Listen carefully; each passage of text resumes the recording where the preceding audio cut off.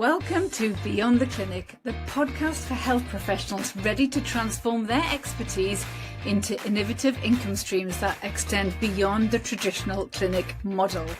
I'm Sarah Armand-Bushell. I'm a registered dietitian and certified business coach and proud owner of 2 successful online businesses. I understand the leap from the security of a regular salary can feel intimidating because I've been there too. But it doesn't have to be scary, and you do not have to do this alone. Here you'll learn tangible strategies to accelerate your business growth. So if you're dreaming of using your expertise to create impact and a life of freedom, then you're in the right place. Tell me, are you using AI in your business, but deep down thinking, is this it? You probably keep hearing everyone raving about AI, saying, I couldn't run my business without it. It's basically another member of my team, or it saves me X amount of hours every single week. And meanwhile, you might be sitting there thinking, really? Because mine just wrote me an Instagram caption that sounds absolutely nothing like me. Or you've asked it to write an email and somehow ended up spending longer rewriting the AI version than it would have taken you to write it yourself. This is one of the biggest frustrations that I hear from freelance dietitians all the time when it comes to using AI. And I think there's a really simple reason for it. You might just be using the wrong AI tool for the job.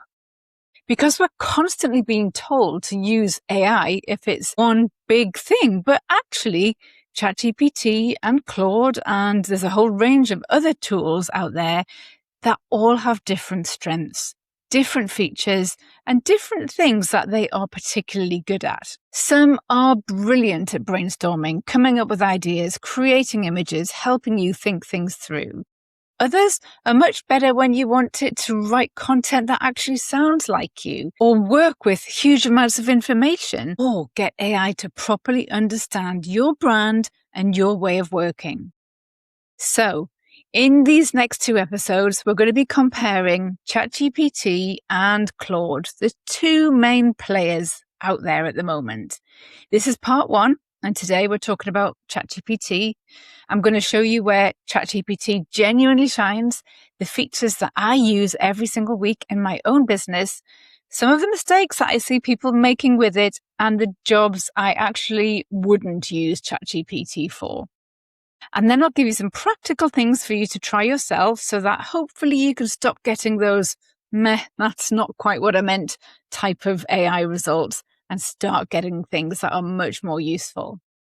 And then next week in part 2, we're going to turn our attention to Claude, and I'll show you exactly where I think it completely outperforms ChatGPT. Now, before we get into ChatGPT specifically, there's something else I want to point out because I think there's actually 2 mistakes that freelance dietitians are making with AI. The first, as I said a moment ago, is using the wrong tool for the job. But the second, you're probably massively underusing the tools that you already have. And I mean massively. So whenever I talk to dietitians about how they're using AI, I nearly always hear the same 3 things. I use it to write my emails, I use it to write Instagram captions, and I ask her for content ideas. And I'm like, yeah, great, absolutely, keep doing that. But is that it? That's like buying a really fancy, expensive food processor and then only using it to chop onions. Technically, it works, yes, but we could be doing so much more. Because AI isn't just a writing tool, it can help you think through business decisions. It can plan your content. It can analyze what's working in your marketing. It can create client resources, organize your ideas, build systems and processes. And when you set it up properly, it can even start acting like an assistant that understands exactly how you work. So, hopefully by the end of this episode, you'll be thinking, oh, I didn't realize it could do that. And ideally, you'll have a few new things that you can go away and try straight away. Okay, so as I said, today's episode is all about ChatGPT, the big one, the one with the biggest user base in the world, the one your mum has probably heard of. One of ChatGPT's biggest strengths is its breadth. It can help you with a huge range of tasks across your business. But let's start with one of its newest party tricks. And actually, it's one of its most talked about features nowadays. It can create images. Now, this is a really useful feature for freelance dietitians, especially if you're someone who thinks, oh, I really should get some photos of myself. And then you remember that you actually hate having your photo taken. You don't have the time to organize a brand shoot. Spending a few £1,000s right now on some fancy pictures just seems a bit superfluous. And the idea of standing in front of a camera, fake smiling for 3 hours straight fills you with absolute dread. Now you can upload some photos of yourself and ask ChatGPT to create different versions of you in different locations, in different outfits, in different settings. So instead of needing to organize a full photo shoot every time you want to create something new, you can create a whole bank of images to use across your website and your social media and so many other places. Now, a little word of honesty here. AI images of yourself aren't always perfect. You might occasionally get the strange hand that looks like you've got 6 fingers, or the slightly odd facial expression, or something that just looks a little bit too AI. The wrinkles and the freckles have just gone. Now, of course, the biggest factor in getting good results is the prompt that you give it in the first place. So the more specific you are about what you want it to do, like the style and the lighting and the colors and your facial expressions, or even the purpose of the image, the more useful the results tend to be. And you're going to hear me say this often throughout this series. AI is really only as useful as the instructions that you give it.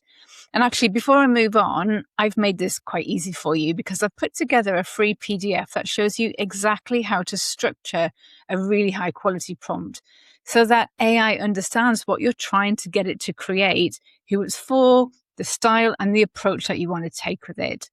So whether you are creating images or you're just writing social media posts or emails or client resources, it's going to help you get much better results from both ChatGPT and Claude and Gemini and pretty much all of them. And I've linked it in the show notes for you to grab. So the first ChatGPT advantage over Claude is image generation. ChatGPT can create an image for you and Claude can't. But that is just the beginning. Now, this next ChatGPT feature is something that I genuinely don't think enough people know about, and it's definitely up there with one of my favorite features. You can actually talk to ChatGPT. And I don't mean dictate a message and wait for it to type one back. I mean, you can have an actual back and forth conversation with it. I use this all the time when I'm out walking on the beach. I put my headphones in, I start walking, and I just talk. I might say something like, I'm thinking about running a workshop on fussy eating for nursery staff. I've got a few ideas, but I've got no real idea on how I want to structure this. Can you help me? And then Chat talks back. It doesn't just throw a huge answer at you and say, I hope that helps. It will ask questions. It will challenge your thinking. It'll help you work through ideas and it'll organize everything as you go. So I'm walking along, I'm getting my steps in. I probably look like I'm having a very serious conversation with myself.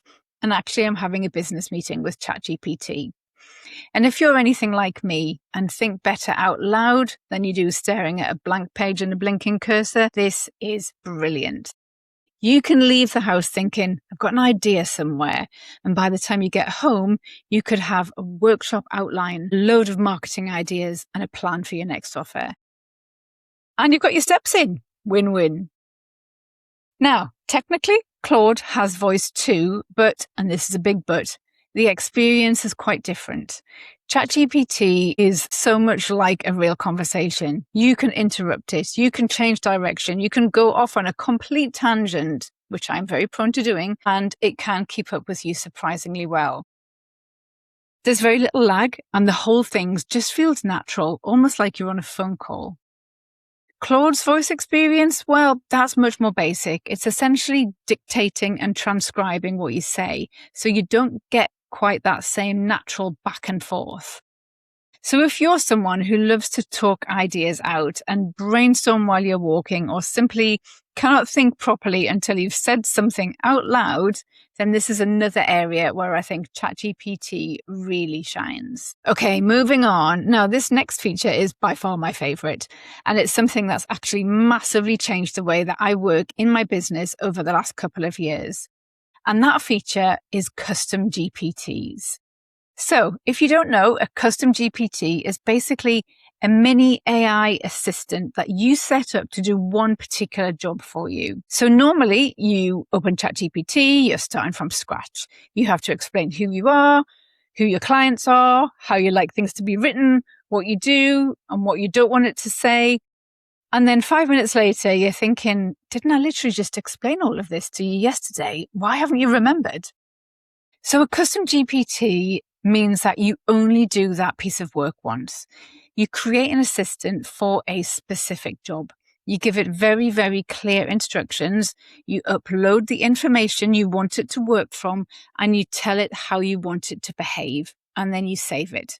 And from that point forwards, every time you open that particular custom GPT, it's already briefed on the information you've given it and the rules and boundaries you've set for it.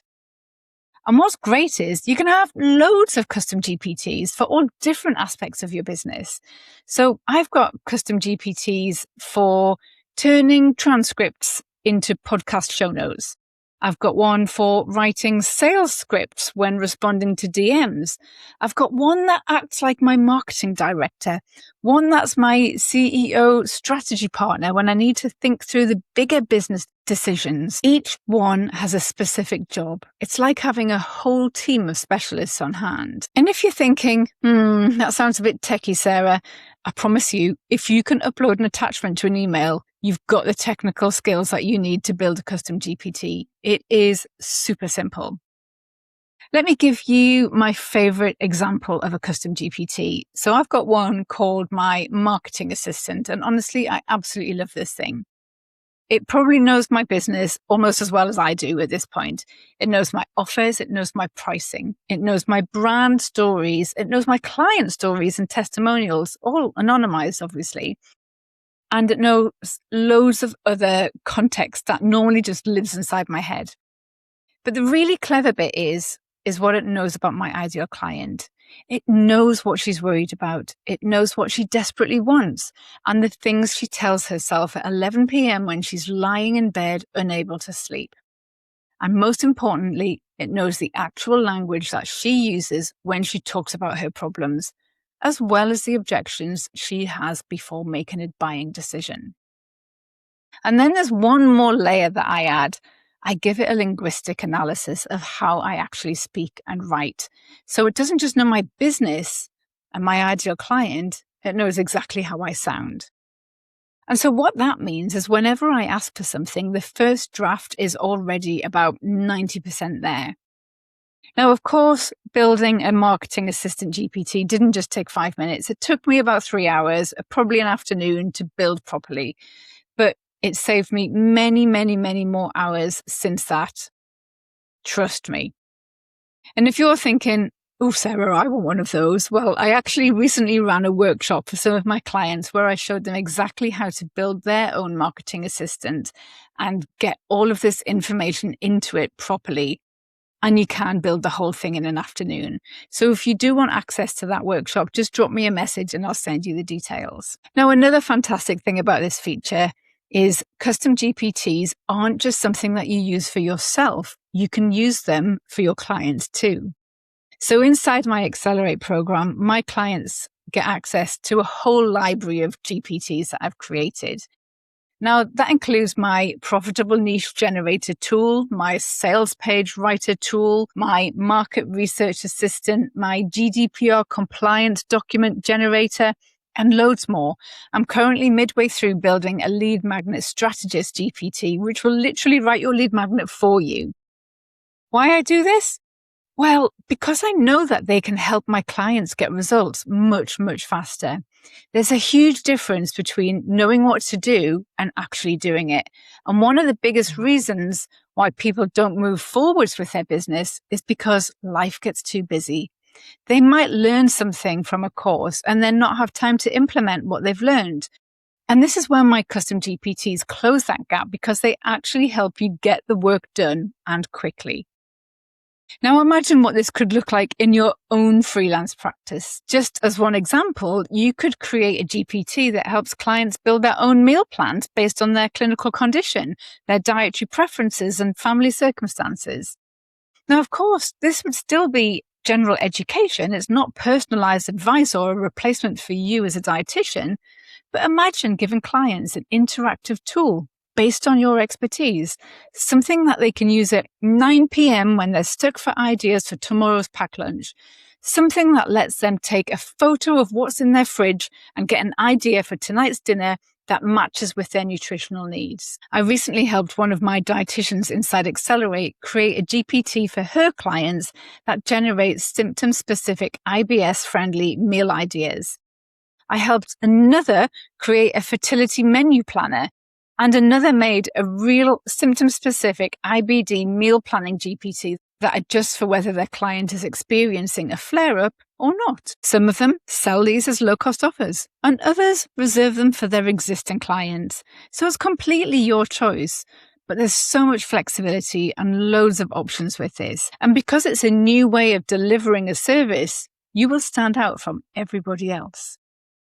Now, of course, this kind of thing needs the same level of clinical consideration as any resource that you create, whether it's a diet sheet or a handout. You are providing the GPT's brain and knowledge base. The custom GPT is literally just the format. Now, before we wrap up, there's one slightly less exciting but very important thing that we need to talk about when it comes to using AI in your business, and that is data privacy, data protection. The free and some of the paid versions of AI tools are not GDPR compliant. You cannot process other people's data, any data. But this is actually especially important as dietitians because we work with sensitive health information, which holds its own next level special category data protection processing rules.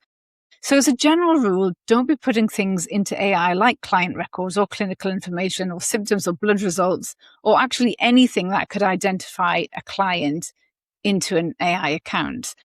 And remember, it's not just obvious clinical information. Even a name or an email address or a feedback form or a discovery call transcript, this is all personal data. If you want AI to work with real data, for example, your inbox and your calendar and client communications like DMs from Instagram or WhatsApp, or actually any other system that contains personal information, you need to be using the appropriate business level subscription and data processing agreements. So for instance, ChatGPT, it has to be the business or the enterprise versions. Claude, it needs to be Claude Team or Enterprise. So don't just assume that because you're paying for an AI subscription, your data is automatically covered. In most cases, it's not. So go and check, look at the provider's data processing arrangements, their privacy settings, the terms and conditions, and look for a DPA, a data processing agreement, and make sure you understand exactly what it is that you're agreeing to. And then the second most important thing is knowing how to get the best out of these tools. And a big part of that comes down to how you use them. It's fair to say that this is where the skill lies in using AI. And it's actually what I've been nerding out over the last 2 years about. And that's why I've created this simple prompting structure for my clients. And I want to share this with you too. I've created a free PDF so you can try this out for yourself, and it shows you how to write a really high quality prompt for AI so that it properly understands precisely what you need it to do, the exact audience that you need it to speak to, the boundaries you set, the evidence standards that your content needs to follow, and of course, exactly how you speak. These details are what takes you from generic AI waffle to responses that actually feel relevant, they're accurate, and much more like something that you'd create for yourself. So if you want to get better results from ChatGPT or Claude or Gemini or whichever tool you use, you can head to the show notes for this episode to grab that free PDF. So there you have it. ChatGPT is a great tool for things like creating images, brainstorming ideas through real-time voice conversations, and building custom GPTs that can become your own personal business assistants or tools for your clients.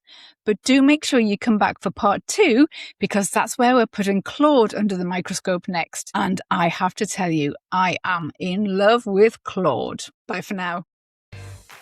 That's it for another week. Thank you so much for joining me as we explore the abundance of strategies to help you recapture that feeling of possibility and excitement as you drive your business forwards and beyond the clinic room. If you found today's episode inspirational, then don't forget to like and subscribe to the show to stay in the loop for more valuable advice that I'm going to be sharing each week. If you want to be the first to hear about new episode releases, news and ways that I can support your business growth, then please don't forget to check out the links in the show notes, and you can also connect with me from there. Don't keep me a secret. I would be delighted if you left a review and shared this podcast with your colleagues. Until next time, bye for now.